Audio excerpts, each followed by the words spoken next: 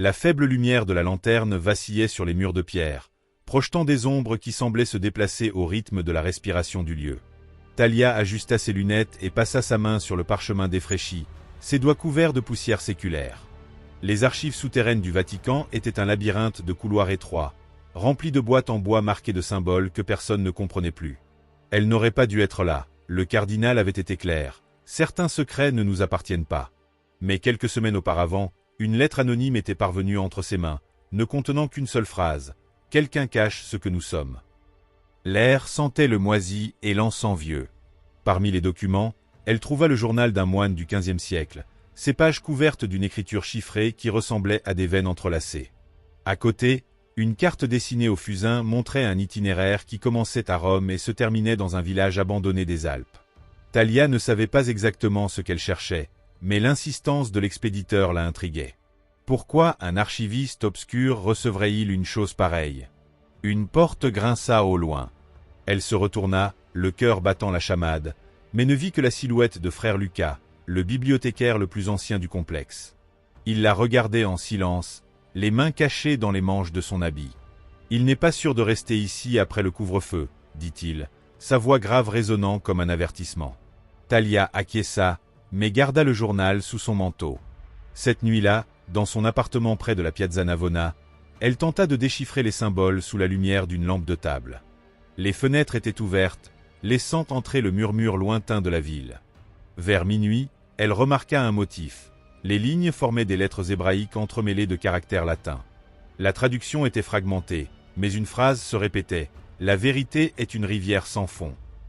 2 jours plus tard, lors d'une réunion du conseil ecclésiastique, le cardinal Borgia mentionna incidemment un projet de restauration de l'aile ouest des archives. Ses yeux rencontrèrent les siens pendant un instant trop long. Le même après-midi, frère Lucas apparut à sa porte avec un paquet enveloppé dans un tissu noir. « Ceci est pour vous », dit-il, et disparut avant qu'elle puisse poser d'autres questions. À l'intérieur se trouvait une clé de bronze rouillée et une photographie défraîchie d'une crypte non identifiée. Thalia passa des semaines à alterner entre les archives et son petit appartement, essayant d'assembler des pièces qui ne semblaient pas s'emboîter. Un matin, en ouvrant une boîte marquée du symbole d'un œil dans un triangle, elle trouva un manuscrit écrit dans une langue qu'elle ne reconnaissait pas. Les pages étaient couvertes d'illustrations troublantes, des figures humaines aux membres disproportionnés, des étoiles disposées dans des motifs défiant la logique et une figure centrale qui ressemblait à un oiseau aux ailes de serpent. Au verso, quelqu'un avait griffonné une date, 1347. L'année de la peste noire. Cette nuit-là, elle rêva de voix murmurant dans une langue morte. Elle se réveilla en sueur, l'écho d'une mélodie ancienne prisonnier de son esprit. En arrivant au Vatican, elle remarqua que la serrure de la pièce où elle gardait le journal avait été forcée.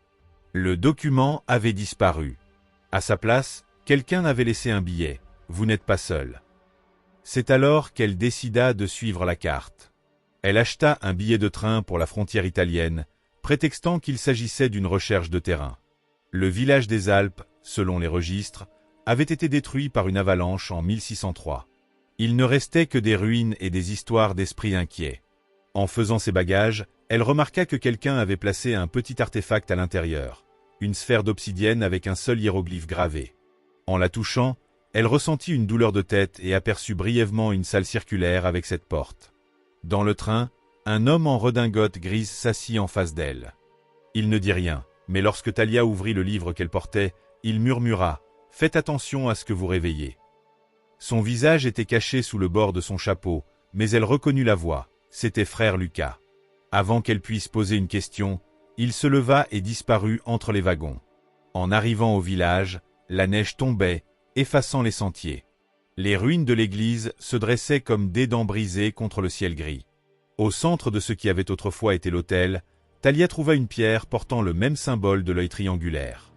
En la pressant, une partie du sol glissa, révélant un escalier raide. L'air qui montait était humide et sentait le métal. Au bout de l'escalier, il y avait une chambre circulaire éclairée par des torchers qui s'étaient allumées d'elles-mêmes lorsqu'elle y entra. Sur les murs, des centaines de plaques métalliques affichaient les mêmes symboles que les manuscrits. Au centre, sur un piédestal de pierre, se trouvait l'objet de son rêve, une sphère identique à celle qu'elle portait, mais en or. En la touchant, les murs commencèrent à tourner, projetant des ombres qui racontaient une histoire en mouvement. Des figures capuchonnées sacrifiaient des animaux sous des constellations inconnues. Une ville engloutie par une tempête de sable et une figure solitaire tenant un livre ouvert tandis que le monde autour d'elle brûlait. Thalia perdit la notion du temps, hypnotisée par les images. Quand elle sortit finalement, la neige avait cessé et le ciel était dégagé, révélant des étoiles qui ne correspondaient à aucun atlas connu. De retour à Rome, elle apprit que frère Lucas avait été transféré dans un monastère du sud de l'Italie, sans laisser de contact. Le cardinal Borgia ne répondait plus à ses appels. Ce soir-là, en ouvrant la porte de chez elle, elle trouva le journal volé sur la table de la cuisine. Entre ces pages, il y avait une nouvelle addition, un dessin de la sphère dorée et une note écrite de sa propre écriture, bien qu'elle ne se souvienne pas de l'avoir écrite. Ils sont plus près que vous ne le pensez. La sphère d'obsidienne pulsait dans son sac à main tandis que Thalia traversait les rues de Rome, ses pas résonnant en synchronie avec l'horloge de l'église, marquant 3 heures du matin. Elle s'arrêta devant un café fermé, les vitrines sales reflétant son visage pâle. La note manuscrite n'était pas la première anomalie depuis le village. Des objets dans sa maison apparaissaient réarrangés, et une odeur de terre humide imprégnait les draps chaque matin. Matteo, un linguiste spécialisé dans les dialectes disparus, fut la seule personne à écouter son histoire sans rire. Ils se rencontrèrent sur un banc de parc vide, sous une fine bruine. Ces symboles sur les plaques ne sont pas seulement une langue, dit-il, les yeux fixés sur le cahier qu'elle avait apporté. Ce sont des instructions, comme un manuel pour quelque chose qui ne devrait pas exister. Avant de se séparer, il lui remit un papier avec une adresse à Florence, la bibliothèque Orsini, section interdite. Ce soir-là, Thalia retourna au Vatican, mais l'aile ouest était bloquée par des échafaudages et des rubans rouges de restauration. Un nouveau gardien avec une carte d'identité sans photo la regarda de loin tandis qu'elle feignait d'examiner une peinture sur le mur opposé. En sortant, une enveloppe tomba de son manteau. À l'intérieur, une photo récente d'elle dormant dans son lit, datée de 2 jours auparavant. Dans le train pour Florence, elle rêva de la chambre souterraine. Cette fois, les ombres projetées par les sphères montraient de nouvelles scènes. Une ville moderne en ruine, des personnes portant des masques identiques au symbole de l'œil triangulaire et un enfant tenant la sphère d'or tandis que le ciel se fendait en deux. Elle se réveilla au son de son téléphone. Un message d'un numéro inconnu. « Vous avez vu ce qu'ils ont fait. Maintenant, voyez ce qu'ils feront. » La bibliothèque Orsini était un bâtiment gothique en pierre sombre, caché derrière une librairie commerciale. Le bibliothécaire, un homme avec une cicatrice en forme de demi-lune sur le cou, ne demanda pas de pièce d'identité. « Salle 7, dit-il en lui remettant une lampe de poche. « Les catalogues sont incomplets. Ne leur faites pas confiance. » La salle 7 sentait le vinaigre et le papier brûlé. Sur les étagères hautes, des centaines de livres à reliure en cuir fendu portaient des titres en latin et en araméen. Au centre, une table contenait un seul volume ouvert, le Codex Orsini du XVIIIe siècle, ses pages couvertes de diagrammes de constellations inconnues et de notes dans une écriture que Thalia reconnut comme la sienne. Dans le coin inférieur droit, quelqu'un avait écrit « Ils ne sont pas des dieux. Nous le sommes. » Alors qu'elle copiait les symboles, la lampe de poche s'éteignit. Dans le noir, elle entendit des pas se rapprocher. Une voix féminine murmura à son oreille « Vous n'auriez pas dû venir. » Lorsqu'elle se retourna, elle ne vit qu'une ombre glissant sur le mur, laissant une traînée de liquide noir qui s'évapora au contact du sol. De retour à Rome, Thalia rassembla les notes et réalisa que les motifs des sphères correspondaient à des coordonnées géographiques. La première pointait vers le village des Alpes, la seconde vers une île de la mer Égée. Avant qu'elle puisse le traiter, le téléphone sonna, c'était l'hôpital. Frère Lucas avait été retrouvé inconscient dans son monastère, les lèvres brûlées de l'intérieur, comme s'il avait ingéré de l'acide. Ce soir-là, elle plaça les sphères côte à côte sur la table. L'obsidienne tourna toute seule, s'alignant sur l'or et projetant sur le plafond un diagramme stellaire qui ne correspondait à aucune constellation connue. Un bourdonnement sourd remplit l'air, et pendant un instant, Thalia vit son reflet dans le verre de la fenêtre, mais elle n'était pas seule. Derrière elle, une figure sans visage la regardait, tenant un livre ouvert. À l'aube, elle reçut un colis de graisse. À l'intérieur, il y avait un fragment de poterie avec le symbole de l'œil triangulaire et un billet d'avion pour Athènes. La note anonyme disait « La vérité est une rivière. Vous y êtes déjà entré. » L'avion traversa les montagnes de Grèce, et Thalia serra les doigts sur la sphère d'obsidienne dans sa poche. L'île de Dise, selon le diagramme projeté par les sphères, n'était qu'un point sur la mer Égée, ignoré des guides touristiques.